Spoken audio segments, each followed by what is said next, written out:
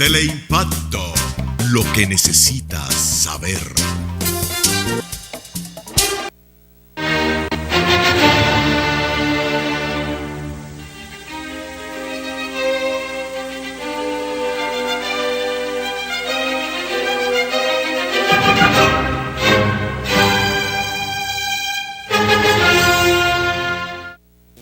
Saludos dominicanos por el territorio de la República. Les habla Leopoldo Payananita y Agenda Nacional tiene como punto de apoyo a su evaluación del debate de anoche al amigo Alexander Pérez, que es una persona que sigue todo eso con mucho detenimiento. Buenas tardes, don Leopoldo. Bueno, ¿cuál es tu impresión del debate?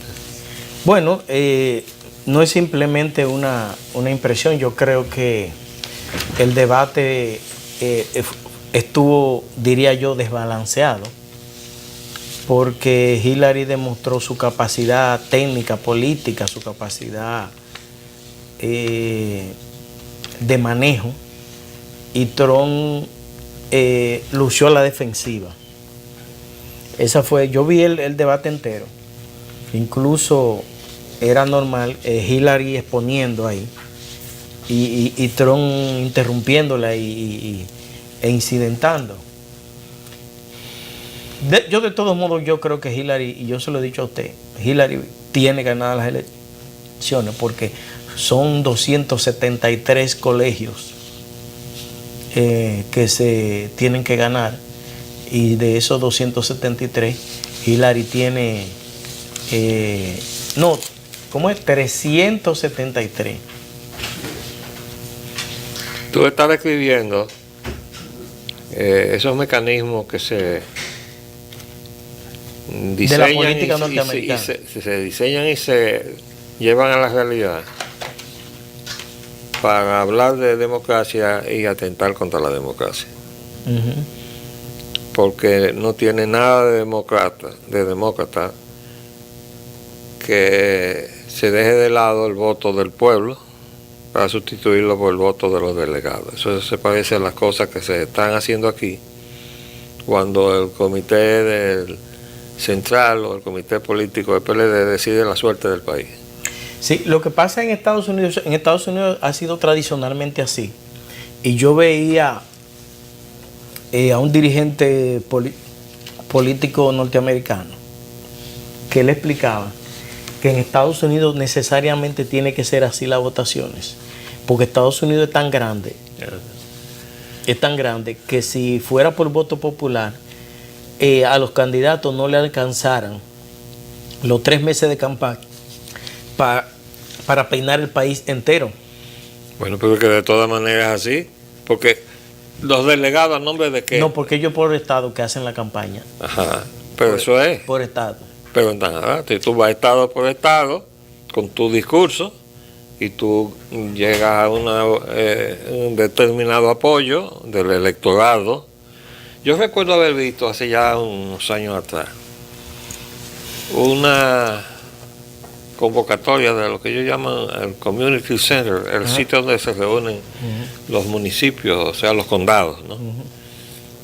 Y estaban batiendo con el tema del Buy American, o sea, compra americano, como un eslogan para comprar los productos que se hacían en Estados Unidos versus los que llegaban de fuera. Oiga, me se paró uno ahí y dijo, ya habían estado llevando adelante el asunto del tratado norteamericano, el Tratado de Libre Comercio de América del Norte, que unificaba los mercados de México, Canadá, el NAFTA y Estados Unidos. Eso lo dejaron dormir un tiempo, pero en realidad estaban sacando los empleos de Estados Unidos para Canadá y para México, y estaban ensamblando sus vehículos y toda la tecnología avanzada en Canadá y la más atrasada en México, pero en definitiva estaban sacando los empleos de Estados Unidos para no pagar el salario federal. Entonces se paró ahí en el público un ciudadano y dijo que Buy American para él significaba comprar un vehículo de la General Motors ensamblado en Canadá, que le daba empleo a los canadienses, y que él prefería comprar un vehículo japonés ensamblado en California, que le daba empleo a los norteamericanos. O sea, esas son de las cosas sofísticas, ¿no? De los discursos económicos.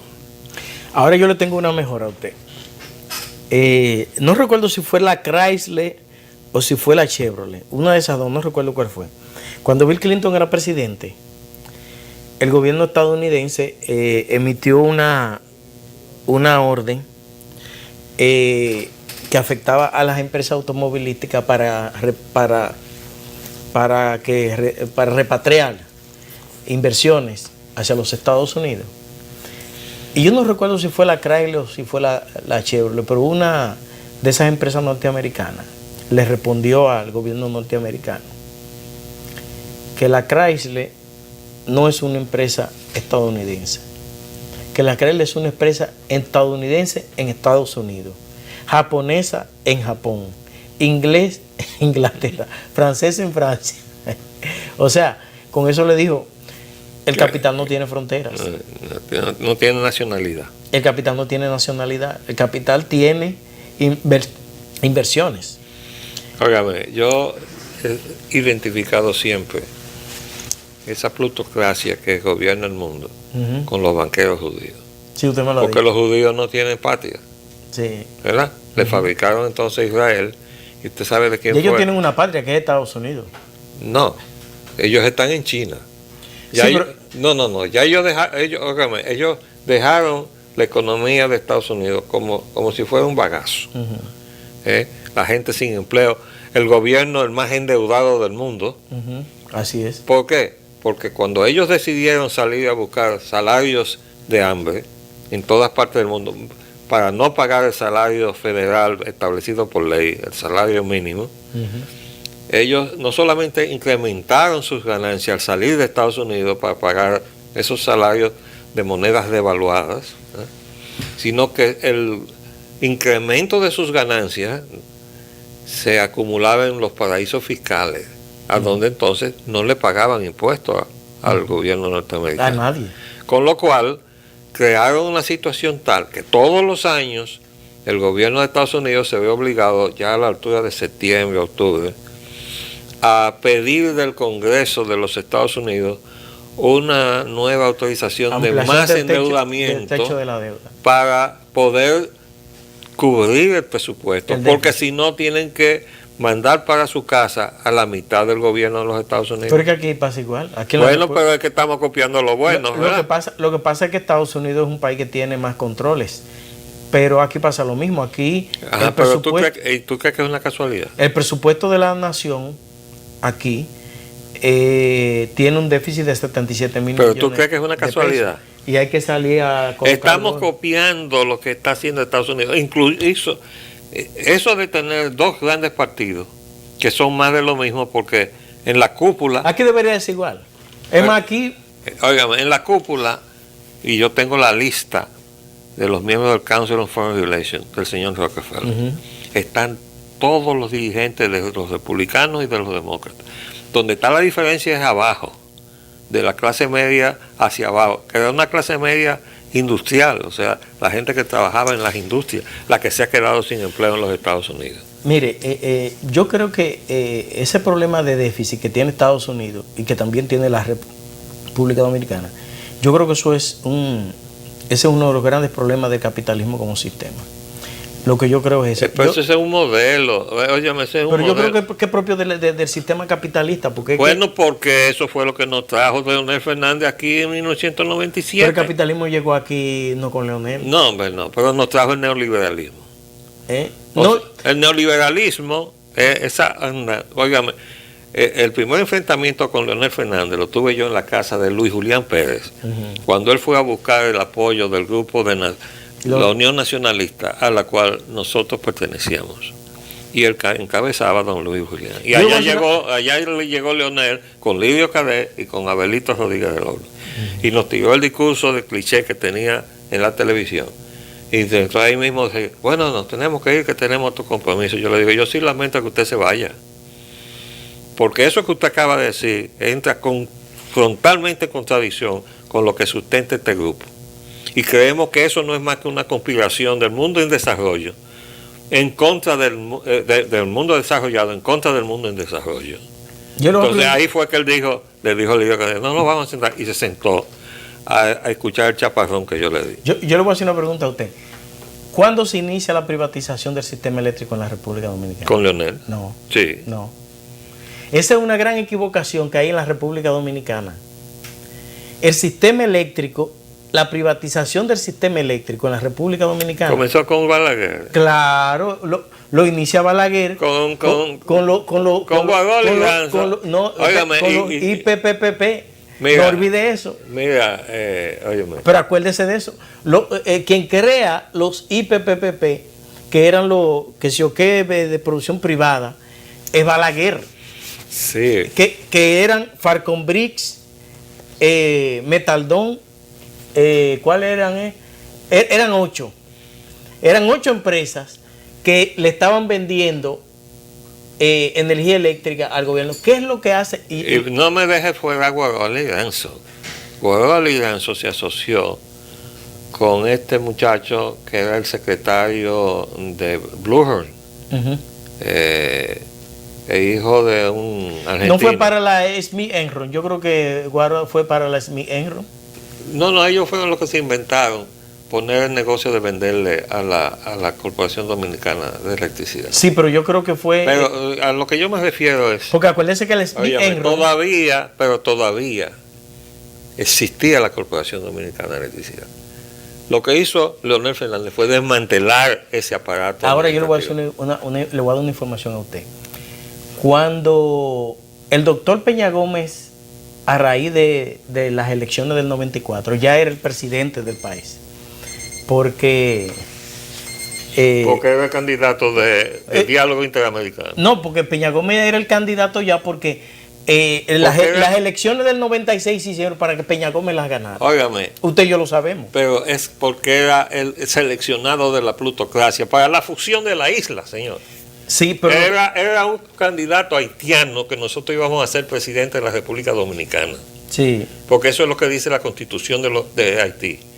Que Peña Gómez fue siempre un haitiano. Y lo admite esa carta de Peña por Gómez... 115 intelectuales encabezados por este Paraizón, dirigido a Leonel Fernández, diciendo, usted se benefició del acto más radical de antihaitianismo en la República Dominicana desde 1937. Sí.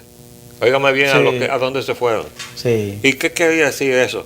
Que él fue que enfrentó a su candidato, que era Peña Gómez. Sí, entonces, pero lo que le iba a decir es que cuando Peña Gómez en el 94 era presidente ya, a Peña Gómez le llevan el proceso de reforma que se había hecho con una empresa, tengo entendido que es de un latinoamericano, pero la empresa es de capital norteamericano, no recuerdo el nombre.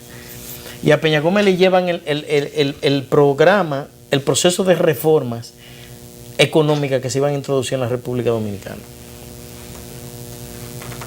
Que Balaguer, se lo llevaron a Balaguer, y Balaguer, cuando se lo llevan a Balaguer lo que dijo, con esa sorna con que Balaguer a veces se maneja, Balaguer dijo, pero el presidente es el doctor Peña Gómez, vamos a esperar que él llegue para que él lo haga. Porque ese proceso de reforma implicaba la capitalización del sistema eléctrico, todo lo que se hizo, la privatización de las empresas de corte, la privatización de los ingenios, todo eso. Entonces, cuando a Balaguer le llevaron ese modelo, Balaguer dijo, bueno, pero si Peña Gómez es el próximo presidente, vamos a dejárselo a él para que él lo haga. Pero tú estás olvidando que tú estás hablando con un ex dirigente nacional del PRD. Mira, a mí me tocó enfrentar en mi oficina, donde se reunía la mediación que nosotros comenzamos a tratar de implementar, cuando el enfrentamiento de Peña Gómez con Marluta. ¿Tú sabes quiénes estaban apadrinando a Peña Gómez en ese enfrentamiento? Los Vicini. Sí, ¿Tú sabes quién era la voz estaban los bonetos, agresiva que hablaba a nombre de los Vicini? Camilo Yuguere. Bueno, y en mi oficina, cuando yo logré que aceptaran, que se recontaran todos los votos en ese momento, llegó Camilo y lo primero que hizo fue que se tragó a Peña Gómez. O sea, quienes mandaban sobre Peña Gómez eran los Vicini. Y yo lo que hice fue que saqué a Camilo de mi despacho, casi pistola en mano. Usted se va de aquí, porque no va a destruir el esfuerzo que hemos hecho para llevar las cosas a este punto. Porque la política tiene muchas cosas que no se conocen. Claro. Pero lo que hemos estado en medio, ¿verdad? No necesitamos que nos... Pero hay muchas cosas que se le atribuyen a Leonel que no... Leonel desmanteló el aparato administrativo de la energía de este país. No, el sistema la privatización del sistema eléctrico fue un proyecto que se concibió en los gobiernos de Balaguer, se lo dejó Balaguer a Peña Gómez, y como Peña Gómez perdió las elecciones, entonces tuvo que asumirlo Leonel Fernández. Pero ese programa no era ni siquiera de Leonel. Pero es por Dios. Yo no sé hasta cuándo lo voy a estar repitiendo. Peña Gómez fue el primer miembro de diálogo interamericano de este país, señor. Le siguió después Leonel Fernández. Y le siguió después Elena Vilella de Paliza. Son miembros de diálogo interamericano. Pero diálogo interamericano es un instituto de estudio de estudios internacionales. Ningún estudio, nada. Esa es una entidad de poder político en los Estados Unidos. Pero ya en Estados Unidos eso se ha dinamizado. Esos institutos de estudio político, eso se ha diseminado. Hay uno que es el que está muy de moda ahora, que es el Cato. Ajá. ¿Y dónde usted me deja el CSIS, que fue el que le declaró la guerra a Leonel en diciembre del 2013? El Centro de Estudios Estratégicos Internacionales de Washington. Sí. Bueno. Pero lo que pasa es... Ahí hay intereses en guerra que están cada uno apertrechados en sus distintas instituciones. Lo que llaman los think tanks, ¿no? Entonces se buscan gente de cierto talento y le pagan unos cuartos para que piensen por ellos. Por esa razón, nosotros tenemos aquí un informe a Talí que Leonel Fernández le pagó $1 millón a Jacques Attali para el informe de Jacques Attali, donde está la fusión con Haití. Ese proyecto del mercado unificado de 21 millones de consumidores está en el informe Attali. Y eso le costó a este país $1 millón que no sabemos de dónde lo sacó Leonel. Lo que pasa es que esos institutos de altos estudios o de estudios políticos internacionales ellos vienen aquí y hacen un estudio de la situación del país, el sistema eléctrico. Ahora, yo le digo a usted, Leonel Fernández asume el poder en el 96. Cuando Leonel asume el poder, ya este país estaba... Ya Leonel lo que tuvo fue que darle salida a la situación del país. Óigame, Leonel llegó porque Juan Bosch y Joaquín Balaguer se dieron cuenta que Peña Gómez, designado por la plutocracia del norte y apoyado por un grupo militar aquí adentro, eso es otro capítulo, era la fusión de la isla. Y se pusieron de acuerdo. Y entonces escogieron mal, pero escogieron a Leonel Fernández a enfrentar a Peña Gómez. Leonel Fernández gana esas elecciones. El único que podía ganarle esas elecciones a Peña Gómez era Leonel. No, la conjunción de Balaguer y Bosch. Sí, yo sé, pero le digo que el único... Es más, si en el hipotético caso que se hubiese cogido a otro, qué sé yo, a Peinado, que fue el que quedó en tercer lugar, vamos a suponer. No, porque Balaguer no quería saber de él. Ahí es verdad. No, pero Leonel era el único que estaba en capacidad de ganarle esas elecciones. Yo no voy a negar que Leonel Fernández es un tipo inteligente, estudioso, pero además perverso y antidominicano. Pero eso es un reconocimiento que usted le hace a Leonel cuando usted dice un perverso, porque, porque el político... Óigame, porque es un agente extranjero. Ah, ¿usted cree eso? Porque es un miembro de diálogo interamericano. Usted puede ser miembro de diálogo interamericano y seguir siendo dominicano. Estoy mencionando los 3 miembros, porque yo lo tengo en mi lista. Cuando yo le hablo, yo le puedo traer las fotografías de Leonel Fernández y Elena Villella, que No, son yo sé los que- que están yo en lo la sé. lista de hoy, pero yo les traigo la lista del 92, Pero yo lo sé que... donde estaba entonces José Francisco Peñagón. Sí, yo sé, Ah. yo sé. Pero los únicos que han tenido esa condición de integrar la diálogo es por su capacidad, por su formación. Porque la plutocracia por del sus norte, los condiciones banqueros personales. judíos no escogen gente estúpida. ¿O usted cree que Bernardo Vega es un estúpido? No. ¿Y por qué fue al Banco Central? ¿A hacer qué? ¿A inaugurar la política neoliberal de este país? Y usted no puede decirle cualquier cosa a Bernardo menos que no es. Primero es Un inteligente intelectual, un y académico. además es un tipo estudioso Un académico, que lo sí. mandaron a formarse fuera del país. Ujú. ¿No? Óigame, la plutocracia siempre ha pagado bien a su gente y las escoge por su capacidad para servirles de acuerdo a sus propósitos. Pero déjeme leerle lo que yo creo que es fundamental de lo de anoche. Óigame bien, lo que le dijo Trump a este señor. Por su lado, Trump echó en cara a su rival demócrata sus más de 30 años en cargos públicos y sus escasos éxitos.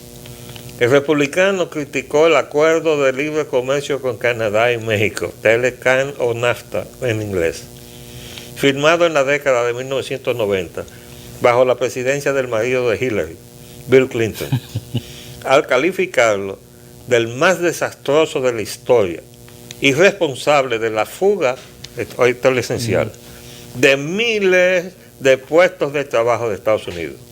Tenemos que impedir que las empresas dejen Estados Unidos, afirmó Trump, quien reiteró su propuesta de gravar con impuestos a las compañías que se trasladen desde Estados Unidos a otros países, entre las que citó a China y México, y luego pretendan vender sus productos en territorio estadounidense. Entonces, ¿qué es lo que está proponiendo él? Darle facilidad. Así, ponerle impuestos a los que se van, pero darle entonces facilidades para que retornen a Estados Unidos, a volver a recrear en Estados Unidos. Para mí es una demagogia de Trump. Bueno, será todo lo que usted quiera, amigo mío, pero eso es lo que le va a dar la presidencia en los Estados Unidos, porque eso es lo que está necesitando el pueblo norteamericano que se quedó sin empleo. ¿Qué es lo que están ofreciendo aquí, generando empleo a los dominicanos? Empleo de zona franca, eso es más de lo mismo, eso es darle a los dominicanos una promesa de pobreza. Eso es lo que está haciendo el gobierno actual y eso es lo que ha estado ofreciendo todos esos que están aspirando a llegar al poder. Están ofreciendo, comenzando por Abinader, empleos de zona franca. Pero y no, entonces todo eso montado en un modelo económico sobre la inversión extranjera. pero yo creo que el nivel de formación de la sociedad dominicana, la factoría, esa factoría, esas empresas de zona franca están adecuadas al nivel de formación de la República Dominicana. Hombre, ese modelo de economía de Porque servicio. aquí no podemos traer un modelo de desarrollo de alta tecnología, porque aquí no tenemos los niveles de formación en la población. Tú para no eso. puedes negar la historia. Mira, las zonas francas comenzaron en Haití y se mudaron para acá cuando Haití se desestabilizó políticamente. Pero primero fueron a buscar los salarios de hambre en Haití. Después, cuando se cayó la ley 911 de Puerto Rico, que le permitía entonces pagar el salario que no es federal en Puerto Rico, entonces se mudaron las puertorriqueñas para Las acá. zonas francas llegan a estos países con la iniciativa para la cuenca del Caribe del presidente Ronald Reagan, que fue un plan para contrarrestar los constantes desestabilizaciones sociales que se están produciendo en esta zona. Gracias por venir, pero yo no sabía que usted era tan PLDista. Estamos analizando. Bueno, eso es interesante para que veamos las cosas desde el punto de vista contrapuesto. Pero para mí, el modelo tiene que ser ahora exactamente el contrario. El que está preconizando Trump en Estados Unidos y lo que tenemos que hacer nosotros aquí, los nacionalistas dominicanos. Les habló Leopoldo Payán, Anita. Hasta luego.